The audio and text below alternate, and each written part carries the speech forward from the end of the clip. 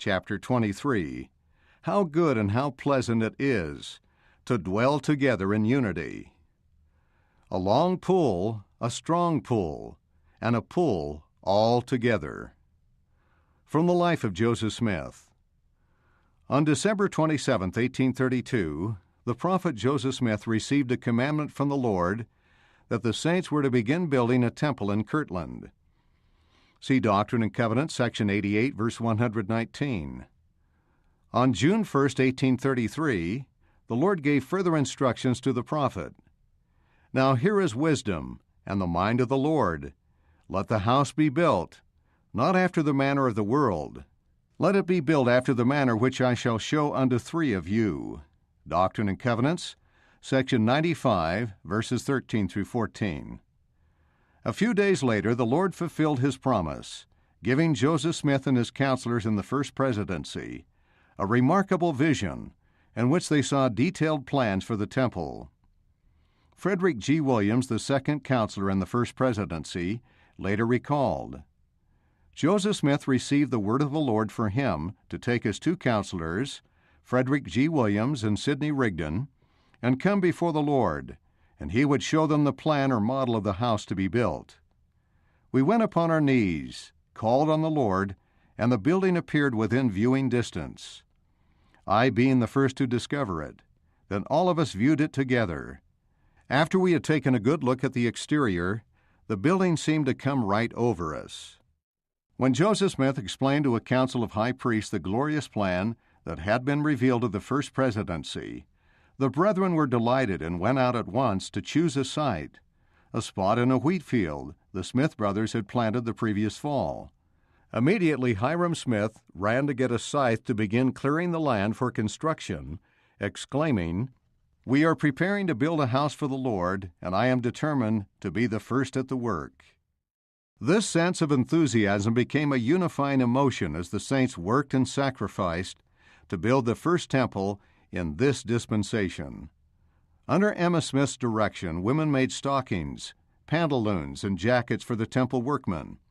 The women also made the curtains and carpets for the temple, with the work on the temple interior being directed by Brigham Young. Brother John Tanner sold his 2,200-acre farm in New York, arriving in Kirtland just in time to lend the prophet the $2,000 to redeem the mortgage on the temple block, which was about to be foreclosed. To protect the temple from threatening mobs, men guarded the temple at night, sleeping in the same clothes they had worn as construction workers by day. The prophet declared, Great preparations were making to commence a house of the Lord, and notwithstanding the church was poor, yet our unity, harmony, and charity abounded to strengthen us to do the commandments of God. Heber C. Kimball, who became a member of the Quorum of the 12 a year before the temple was dedicated, described the great effort. The whole church united in this undertaking, and every man lent a helping hand. Those who had no teams went to work in the stone quarry and prepared the stones for drawing to the house. Elder Kimball also recalled, Joseph said, Come, brethren, let us go into the stone quarry and work for the Lord. And the prophet went himself in his tow frock and tow breeches, linen work clothes, and worked at quarrying stone like the rest of us. Then every Saturday we brought out every team to draw stone to the temple. And so we continued until that house was finished, and our wives were all the time knitting, spinning, and sewing, and doing all kinds of work. The efforts of the Kirtland saints were typical of the unity, sacrifice, and devotion that would make it possible for the Lord's purposes to be fulfilled in the years to come. This was one of many times when the saints would pull together, heeding the admonition of the prophet Joseph Smith, a long pull, a strong pull, and a pull all together. Teachings of Joseph Smith. When we work together in unity, we can better accomplish the purposes of God. We feel rejoiced to meet the saints at another general conference, October 1840. The saints are as zealous, untiring, and energetic as ever in the great work of the last days, and this gives us joy and consolation, and greatly encourages us, while contending with the difficulties which necessarily lie in our way. Let the brethren ever manifest such a spirit, and hold up our hands, and we will go forward. The work of the Lord shall roll forth. The temple of the Lord be reared. The elders of Israel be encouraged. Zion be built up and become the praise, the joy, and the glory of the whole earth, and the song of praise, glory, honor, and majesty to him that sitteth upon the throne, and to the Lamb forever and ever, shall reverberate from hill to hill, from mountain to mountain, from island to island, and from continent to continent. And the kingdoms of this world become the kingdom of our God and his Christ. See Revelation chapter 11, verse 15. We are glad indeed to know that there is such a spirit of union existing throughout the churches, at home and abroad, on this continent, as well as on the islands of the sea. For by this principle, and by a concentration of action, shall we be able to carry into effect the purposes of our God. The Nauvoo Temple is progressing with great rapidity. Strenuous exertions are being made on every hand to facilitate its erection, and materials of all kinds are in a great state of forwardness, and by next fall we expect to see the building enclosed. There have been frequently during the winter as many as 100 hands quarrying rock, while at the same time multitudes of others have been engaged in hauling and in other kinds of labor. While the busy multitudes have thus been engaged in their several vocations, performing their daily labor, and working 1/10 of their time, others have not been less forward in bringing in their tithings and consecrations for the same great object. Never since the foundation of this church was laid have we seen manifested a greater willingness to comply with the requirements of Jehovah, a more ardent desire to do the will of God, more strenuous exertions used, or greater sacrifices made than there have been since the Lord said, "Let the temple be built by the tithing of my people." See Doctrine and Covenants, section 97, verses 10 through 11. It seemed as though the spirit of enterprise, philanthropy, and obedience rested simultaneously upon old and young, and brethren and sisters, boys and girls, and even strangers who were not in the church, united with an unprecedented liberality in the accomplishment of this great work. Nor could the widow, in many instances, be prevented, out of her scanty pittance, from throwing in her 2 mites. We feel at this time to tender to all, old and young, both in the church and out of it, our unfeigned thanks for their unprecedented liberality, kindness, diligence, and obedience, which they have so opportunely manifested on the present occasion. Not that we are personally or individually benefited in a pecuniary point of view, but when the brethren, as in this instance, show a unity of purpose and design, and all put their shoulder to the wheel, our care, labor, toil, and anxiety are materially diminished, our yoke is made easy, and our burden is light. See Matthew chapter 11, verse 30. Now let me say once for all, like the psalmist of old, how good and how pleasant it is for brethren to dwell together in unity. As the precious ointment upon the head that ran down upon Aaron's beard, that went down to the skirts of his garments, as the dew of Hermon that descended upon the mountains of Zion, is such unity, for there the Lord commanded the blessing, even life for evermore. Unity is power. See Psalm 133, verses 1 through 3. We grow in unity as we strive to be obedient to God's laws and overcome our selfish feelings and prejudices. In December 1840, the prophet wrote to the members of the Quorum of the 12 and other priesthood leaders who were serving missions in Great Britain. It is very satisfactory to my mind that there has been such a good understanding between you, and that the saints have so cheerfully hearkened to the counsel, and striven with each other in this labor of love, and in the promotion of truth and righteousness. This is as it should be in the Church of Jesus Christ. Unity is strength. How pleasing it is for brethren to dwell together in unity. Psalm 133, verse 1. Let the saints of the Most High ever cultivate this principle, and the most glorious blessings must result, not only to them individually, but to the whole church. The order of the kingdom will be maintained, its officers respected, and its requirements readily and cheerfully obeyed. Let the saints remember that great things depend on their individual exertion, and that they are called to be co-workers with us and the Holy Spirit in accomplishing the great work of the last days. And in consideration of the extent, the blessings and glories of the same, let every selfish feeling be not only buried, but annihilated, and let love to God and man predominate, and reign triumphant in every mind, that their hearts may become, like unto Enoch's of old, and comprehend all things, present, past, and future, and come behind in no gift, waiting for the coming of the Lord Jesus Christ. See 1 Corinthians chapter 1, verse 7. The work in which we are unitedly engaged is one of no ordinary kind. The enemies we have to contend against are subtle and well-skilled in maneuvering. It behooves us to be on the alert to concentrate our energies, and that the best feeling should exist in our midst, and then by the help of the Almighty, we shall go on from victory to victory, and from conquest to conquest. Our evil passions will be subdued, our prejudices depart. We shall find no room in our bosoms for hatred.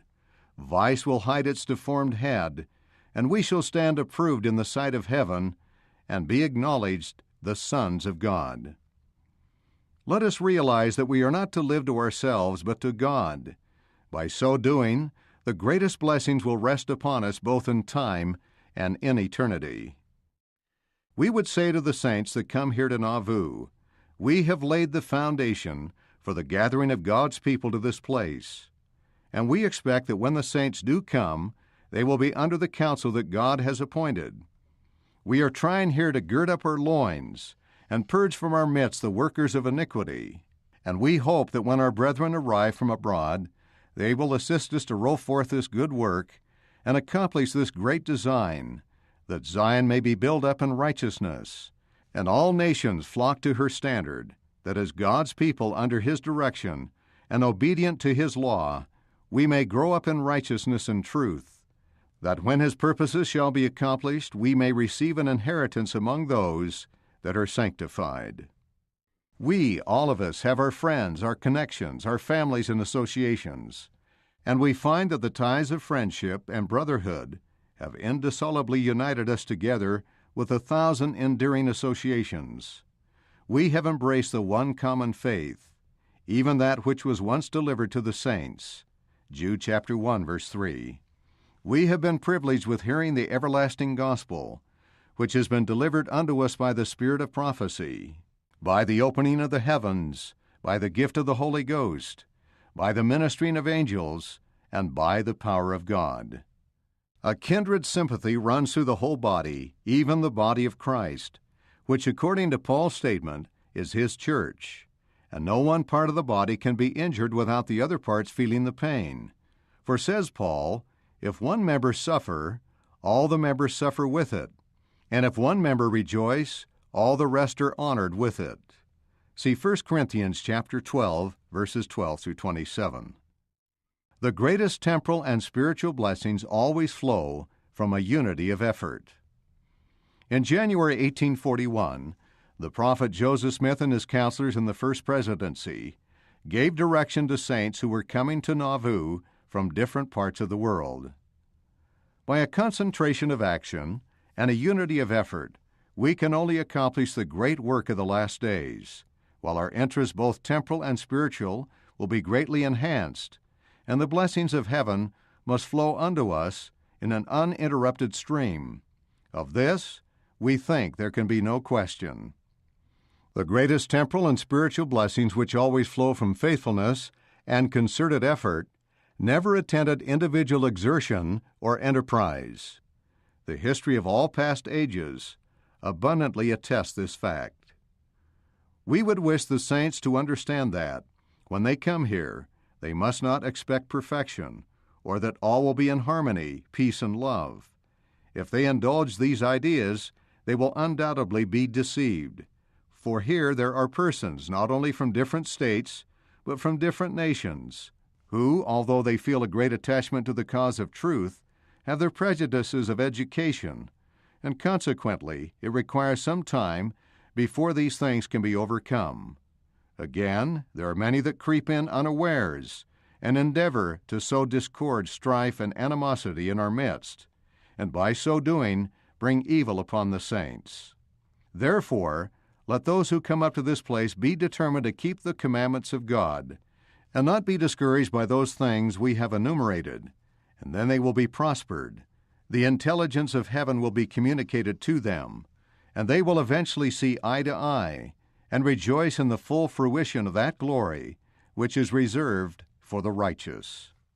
In order to erect the temple of the Lord, great exertions will be required on the part of the saints, so that they may build a house which shall be accepted by the Almighty, in which His power and glory shall be manifested. Therefore let those who can freely make a sacrifice of their time, their talents, and their property, for the prosperity of the kingdom, and for the love they have to the cause of truth, unite with us in the great work of the last days, and share in the tribulation, that they may ultimately share in the glory and triumph. Suggestions for study and teaching. Consider these ideas as you study the chapter or as you prepare to teach. Think about the prophet Joseph Smith's statement: a long pull, a strong pull, and a pull all together. What happens when an effort is not long enough or strong enough? What happens when people pull in different directions? How might we apply the prophet's statement in our homes, in our church callings? Why do our burdens become lighter when we work together? What principles have helped you to work in greater unity with others? What are some dangers of selfishness? What can we do to annihilate selfish feelings within ourselves? How do you feel when you let love to God and man predominate in your heart? In what ways have you benefited from ties of friendship and endearing associations in your ward or branch? How do wards and branches benefit when a kindred sympathy runs through the whole body? Why do you think it is unwise to expect perfection in members of our wards and branches? When have you seen an imperfect group of people use their diverse talents and abilities for a common cause? What have been the results of this united effort? Related scriptures: Matthew chapter 18, verses 19 through 20, John chapter 17, verses 6 through 26, Mosiah chapter 18, verse 21, 3 Nephi chapter 11, verses 29 through 30, Doctrine and Covenants, section 38, verses 24 through 27, and Moses chapter 7, verse 18. End of chapter 23. How good and how pleasant it is to dwell together in unity.